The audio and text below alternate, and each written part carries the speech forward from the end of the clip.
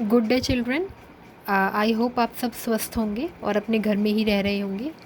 आज के इंग्लिश के काम में हम वंडरफुल वेस्ट लेसन के वर्ड मीनिंग्स और इसकी और अलग अलग अलग एक्सरसाइजेस समझेंगे। आई होप आपने पिछली यूट्यूब की लिंक्स से वंडरफुल वेस्ट लेसन को समझा होगा। नहीं समझा होगा तो मैं अभी आपको एकदम शॉर्ट में उसे समझा देती हूँ। वंडरफुल वेस्ट लेसन में एक ट्रैवनकोर नाम की जगह है। वहाँ के महाराजा अपने घर में एक फीस्ट यानी कि एक पार्टी ऑर्डर करते हैं। पार्टी के लिए महाराजा अपने कुक्स अपने खाना बनाने वालों को बोलते हैं कि पार्टी के लिए खाना बनाया जाए। दिन में महाराजा किचन में जाते हैं ये देखने के लिए कि पार्टी के लिए खाना कैसा बना है, फीस्ट के लिए खाना कैसे बना है। जैसे ही महाराजा किचन में जाते हैं महाराजा देखते हैं बहुत सारी सब्जियों के छिलके पड़े हैं, बहुत वेजिटेबल स्क्रैप्स यानी वेस्ट छिलके पड़े हैं, जो सब्जियों का बेकार सामान है वो पड़ा है। जैसे कद्दू के बीज हो गए, है ना, और घिया है तो उसका छिलका हो गया। तो ऐसे बहुत सारा वेस्ट पड़ा है सब्जियों का। तो महाराजा कुक से पूछते हैं कि इतनी सारी सब्जी अब इन वेस्ट का क्या करोगे। तो कुक कहता है हम इन्हें फेंक देंगे। महाराजा कहते हैं कि नहीं, इन्हें फेंकना नहीं है, इनको यूज़ करो। अब ये कह के महाराजा तो चले जाते हैं, लेकिन कुक सोच में पड़ जाता है कि इन छिलकों को क्या यूज़ करें। थोड़ी देर बाद कुक के दिमाग में एक आइडिया आता है और वो इन छिलकों को और दही को और ग्रीन चिलीज़ को और गार्लिक को इन सब चीज़ों को यूज़ करके एक नई डिश बनाता है जिसमें से बड़ी अच्छी स्मेल, बड़ी टेम्पटिंग स्मेल आ रही होती है। और डिश का नाम रखता है अवियल। और जब महाराजा की फीस्ट में सब लोग अवियल खाते हैं तो सबको बहुत पसंद आता है। तो ये थी वंडरफुल वेस्ट की स्टोरी। अब हम आज इसके वर्ड मीनिंग्स जानेंगे। आप देख सकते हैं पहला वर्ड है in a fix, a situation hard to escape from. In a fix मतलब एक ऐसी सिचुएशन, ऐसी परिस्थिति जिससे बचना बहुत मुश्किल हो जाए।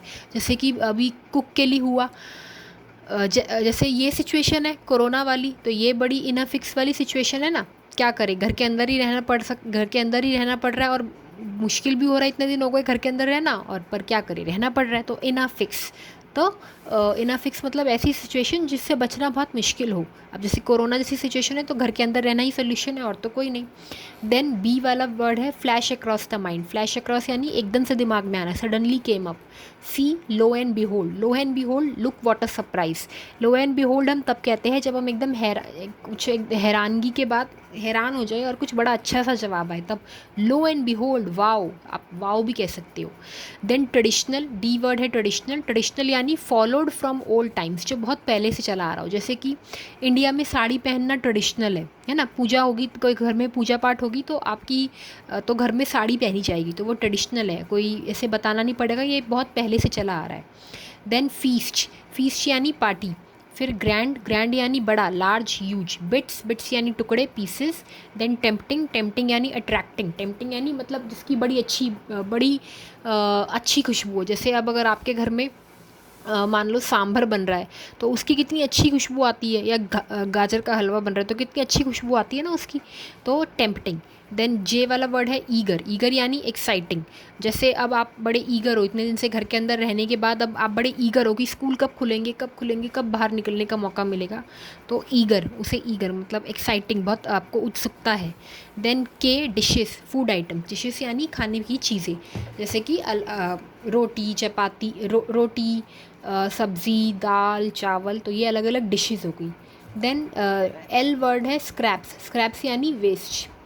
देन शेयरिंग, शेयरिंग यानी घूरना, टू लुक कॉन्टीन्यूसली। जैसे आप कुछ गड़बड़ करो तो आपकी मम्मा कैसे आपको एकदम एक बारी को एकदम घूरती रहती है ना, देखती रहती है कि आप कब मानोगे, कब छोड़ोगे उस चीज़ को, कब अपनी हरकतें बंद करोगे।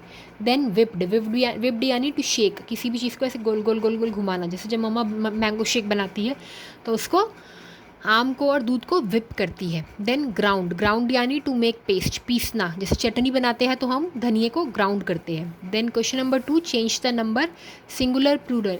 ये एक वर्ड, एक चीज़ है, सिंगुलर यानी एक और प्लूरल यानी एक से ज़्यादा, तो एक से ज़्यादा बनाना है। एक डिश, डिश, बहुत सारी डिशेस, पीछे ई एस लगता है। एक कुक, कुक, बहुत सारे कुक्स, सिर्फ एस लगेगा पीछे। Leaf, leaves, chilli, chillies, strip, strips, guest, guest, curry, curries. तो एक से ज़्यादा बनाया ये, है ना। एक करी, करी, बहुत सारी अलग अलग तरह की करी बनेंगी तो करीज। है ना। देन कोई कॉम्पिटेंसी ग्रामर का एक और क्वेश्चन है, right the past and past participle forms of the following verbs. In words का आपको पास्ट और पास्ट पार्टिसिपल लिखना है ना। प्रेजेंट फॉर्म इनकी दे रखी है और आपको इनका पास्ट और पास्ट पार्टिसिपल लिखना है, इनकी first form, second form, third form. Order, order की second form ordered, third form ordered. Find की सेकंड फॉर्म फाउंड, फिर थर्ड फाउंड। थिंक की थॉट, थॉट, है ना। फिर ऐसे अगले, स्मेल की smelled, smelled. Take, take, took, taken. Become, became, become. Become की ध्यान रखना, बिकम, बिकेम, ये ए है, बिकम। फिर प्रिपेयर की prepared, prepared. Cook, cooked, cooked. Come की भी बिकम जैसी होगी, कम, केम, कम, ये भी केम है, ए। फिर रिप्लाई की replied, replied. Put, put, put, put की सेम रहती है, और कट की भी, कट, कट, कट। ठीक है। फिर ये आपका होमवर्क का क्वेश्चन है, name the food that is made in your home. आपको उन फूड का नाम लिखना है जो आपके घर में बनता है। फॉर अ फीस्ट और फेस्टिवल, कोई भी फीस्ट, पार्टी के टाइम पर या त्यौहार के टाइम पर आपके घर में जो फूड बनता है वो लिखना है आपको। Then when you are an unwell, जब आपकी तबीयत ठीक नहीं होती तब आपके घर में क्या बनता है तो वो लिखना है। और एवरीडे, और रोज़ क्या बनता है आपके घर में वो लिखना है।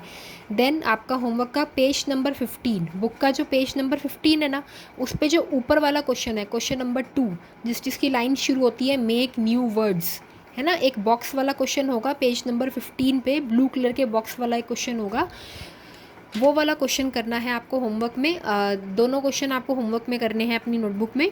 तो उसमें क्या करना है, उस क्वेश्चन में, उसमें केवल आप उसमें ऊपर लिखा है कि इन वर्ड्स के पीछे ई डी लगाओ या ई एस टी लगाओ या ई आर लगाओ, आपको देख के लगाना है और देखना है कि नया वर्ड बनता है कि नहीं, मतलब क्या ऐसा वर्ड सच में होता है या नहीं। अच्छा, ये सारा काम सुंदर सुंदर अपनी इंग्लिश की नोटबुक में करना है, साथ में इस काम को लर्न भी करना है। ठीक है, इस सारे काम को लर्न भी करना है। और जैसा कि मैं हमेशा कहती हूँ, डेली हिंदी और इंग्लिश की 5 मिनट रीडिंग ज़रूर करनी है।